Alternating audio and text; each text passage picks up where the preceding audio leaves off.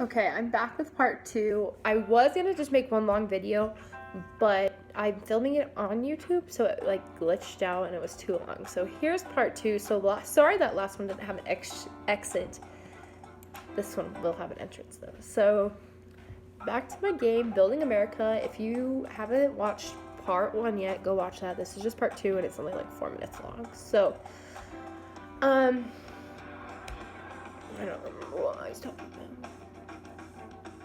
So the music and like for this, it's gonna have music, of course, and I'm hoping if it did become real, I'd ask Lin-Manuel Miranda if I could use his Hamilton soundtrack instrumentals. Right now, I'm playing the Battle of Yorktown, and I think this would be a perfect battle song. If not, I'll just have to make up my own or use stuff that isn't copyrighted and make it instrumental, like, maybe songs that were around that day and make it, you know, like that. Okay, so the characters.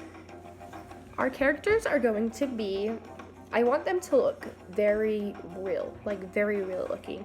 Not like some cartoon character like Sims, a little more real life like that, like some of the mods Sims has that you can use.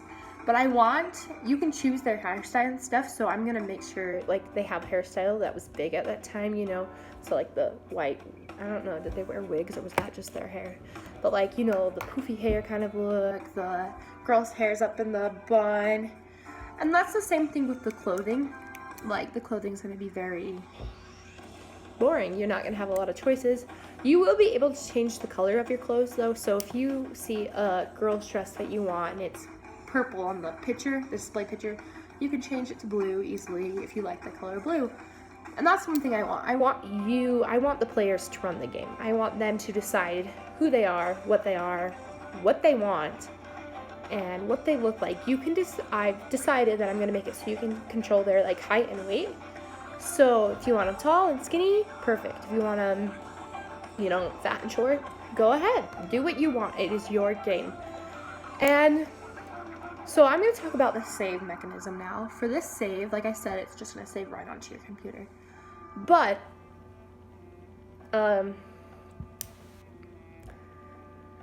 when you can save whenever you want. You can save. You don't have to wait until you get to a certain checkpoint to save. So you'll just click your menu button and they'll be like save and quit, save your options, and you'll just click save and it will save on the computer. The only thing is if you don't save it, your progress will be deleted from your last saved. So if you've been playing for 6 hours straight and you forgot to save, you're going back to that where you started 6 hours before. And that can kind of suck, but there's no way to save it. Of course, there's always ways if your character dies that you can cheat the system and not have your character actually dead and have to start over. You just don't save it. But then again, if you're playing for 6 hours and then your character dies, you're going to go all the way back if you decide not to save it, or you can start new. Another thing about this is you can have multiple games going at once. So if you just want to test the waters, you can have like 5 games going at once.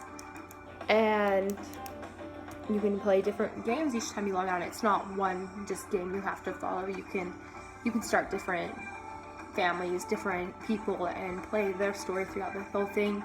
A lot of these, as I said, it has NPC characters, and these NPC characters are going to be ran by the computer, and it's going to be. As a sample scene, well, let's say we have another just discovers that ad. her boyfriend is The characters are going to be run by at his apartment. the computer, unless if you're supposed to meet them at a battle, like you pick the right choice and you're supposed to meet them, then they're going to be there, and they're already going to be pre-programmed with what they're supposed to say and how they're supposed to react. So there's a bunch of different branches, I would say, that they can do. They can how they interact with you back. And there's always the options too. If you're not interacting with them, you might see them just walking down the street in your village, and you can be like, wait, and you can see and create better relationships that way than rather just through the choices you create. So it gives you more of an advantage if you play it that way. As for the game options, There's not really going to be like an easy, medium level, difficult level. I mean, it will get harder as you go on to the levels, like as you go on to battle, but I didn't feel the need to say you can pick easy, hard, or medium, because there's not really much you're doing. Yes, for the battles you might play kind of like it's going to be like maybe a 10-minute short combat game kind of thing. But otherwise than that, you don't really need easy, medium, or hard.